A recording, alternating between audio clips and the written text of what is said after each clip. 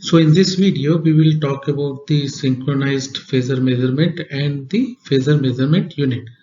So before talking about the phasor measurement unit, let's first discuss about the difference between phasor and sinusoid. So basically phasor represents a sinusoidal signal with a magnitude and a phase angle, that is with respect to a reference. So let's see this figure here in this circle. Let's take this phasor as a reference. So this will coincide with the peak of a sinusoid. Now if this phasor rotates clockwise to certain angle, then the point at the sinusoid will start shifting like shown in the figure. Similarly, if you further go down with the phasor angle, the corresponding value on the sinusoid will be changing. So now in this way you can see that the magnitude and the angle of a phasor uniquely identifies the point on a sinusoid. So this is how we will get the value of phasor magnitude and angle with respect to a particular sinusoid. So phasor magnitude is nothing but the RMS value of a sinusoid. Now, what is synchrophasor? So let's see what is the definition of synchrophasor.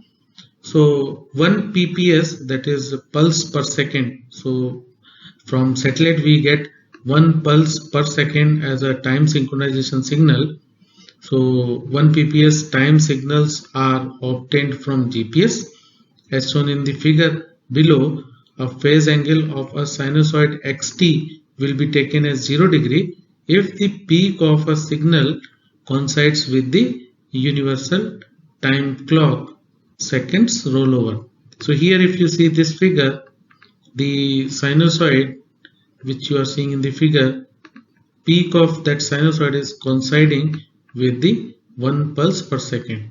When the peak of sinusoid coincides with the 1 pps signal, then we can say that the angle of that phasor which is being represented by this sinusoid is 0 degree. Similarly, the phase angle is taken as 90 degree if positive zero crossing of the signal coincide with the UTC second rollover. So here if you see that earlier we were having the 1 pps coinciding at this point, now it is coinciding at this point. So the angle difference is now 90 degree. So here we will say that for this particular waveform, when the 1 pps signal coincides, the phasor representation will be minus 90 degree.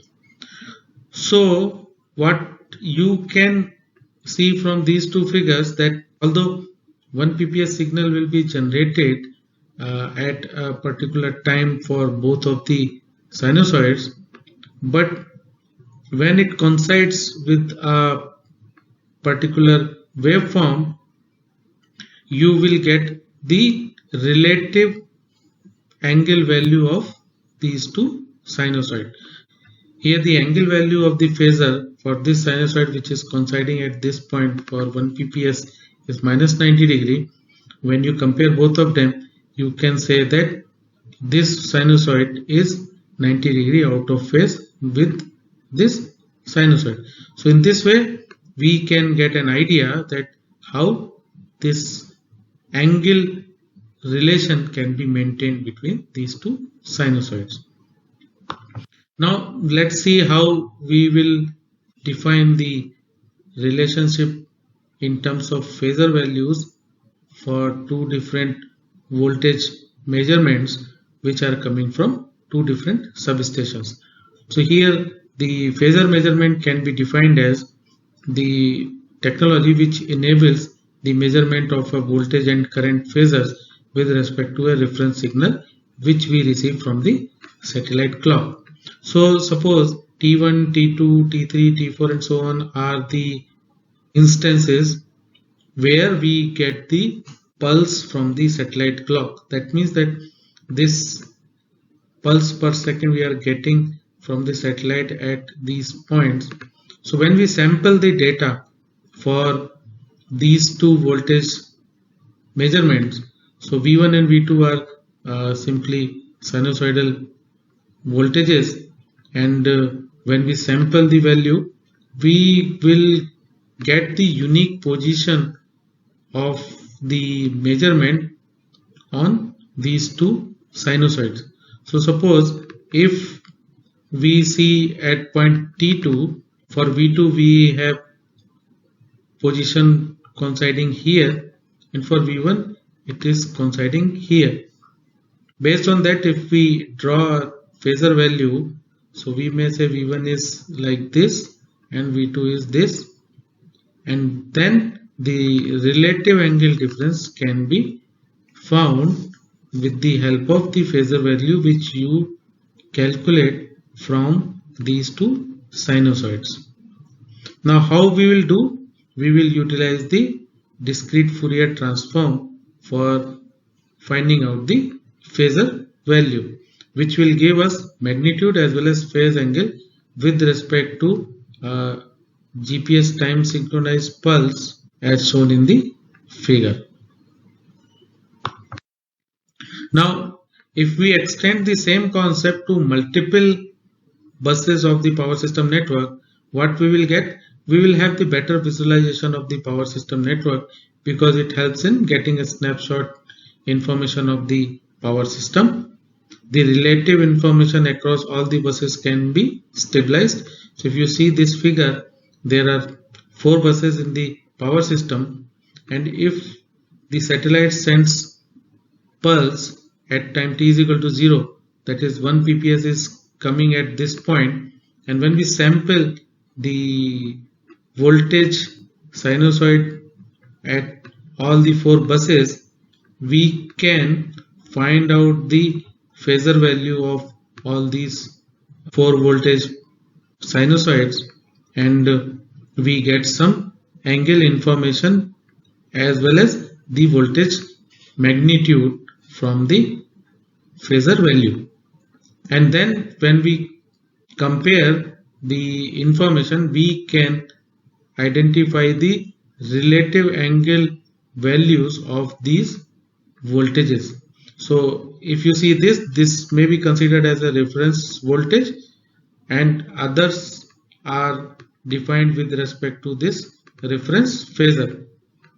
So here you can say that this is leading with respect to this voltage is lagging with respect to this, and again this is leading with respect to this. So by comparing all those voltage magnitude and angle, we can get lot of information about the health of the power system. Say for example, if the angle difference between voltages is very large, that means that power system is operating at a critical condition. When we take the sample of the voltage signal, or maybe the current signal, whatever the measurement quantity we have the Fourier transform of a rectangular pulse like this. So if you use the impulse train to take the sample of this signal, then the Fourier transform of impulse train is again a impulse train in frequency domain. So when you do the convolution of both signals, you will get the response like this.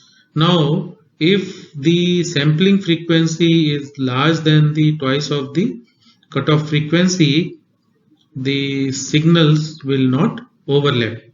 While if the sampling frequency is less than twice of the cutoff frequency, then sample will overlap and we will not be able to get the complete information. So we have to follow the Nyquist criteria for doing the sampling of the data. So here the bandwidth of the input signal must be less than half the sampling frequency utilized in obtaining the sample data. What anti-aliasing filter does?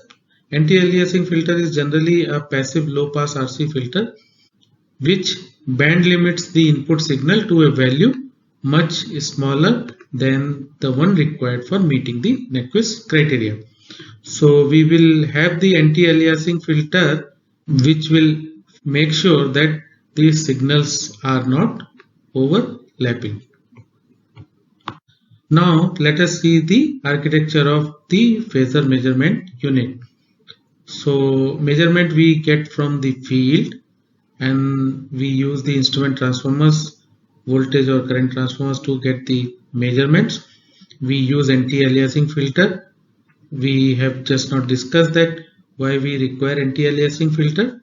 Then after anti-aliasing filter we use A to D converter, that is analog to digital converter.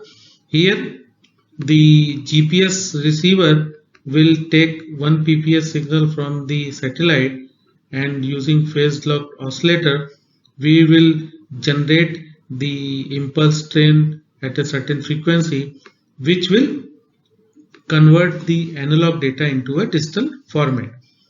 Then whatever the digital data we have, we will use for frequency estimation, which will be used as a input for phase log oscillator to adjust the frequency value if it is not the required frequency value for doing the sampling. Then we utilize the digital filter. After digital filter we run the phasor estimation algorithm, which is generally based on discrete Fourier transform or fast Fourier transform, and then we get the output as the phasor value. So the measurements which we sample here are minimum 24 samples per cycle to get the phasor value of a desired accuracy. The measurements are time stamped because you get the time information from the GPS receiver. We can measure the voltage magnitude as well as angle directly with the help of phasor measurement unit, and angle measurement is the biggest advantage we have with the help of phasor measurement unit. We can also have the direct measurement of frequency and the rate of change of frequency using synchrophasor unit. PMU measurements scan rate is quite fast as compared to that of RTU. We can typically get 50 frames per second when you compare with the remote terminal unit. It also helps in executing dynamic processing algorithms such as dynamic state estimation that we will discuss when we will talk about the application of PMU. We have two classes of PMU devices. One is measurement grade PMU and other is protection grade PMU.